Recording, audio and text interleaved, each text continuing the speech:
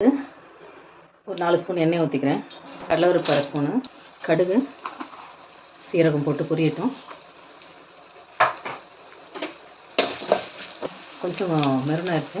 அதில் ஒரு பச்சை மிளகாய், கொஞ்சம் கொத்தமல்லி, கொஞ்சம் புதினா, கருவேப்பிலை 4 போட்டுக்கிறேன்.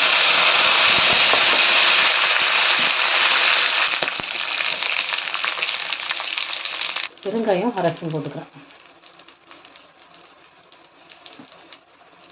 அப்படியே சாதத்தோட கலரிடலாம்.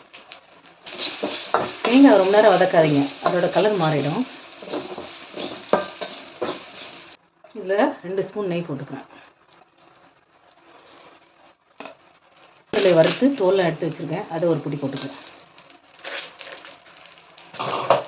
நல்லா வதக்கிட்டு இறக்கிட வேண்டியதுதான். சாதம் வடிச்சிட்டு அதை கிளறிக்கலாம். காரண உடனே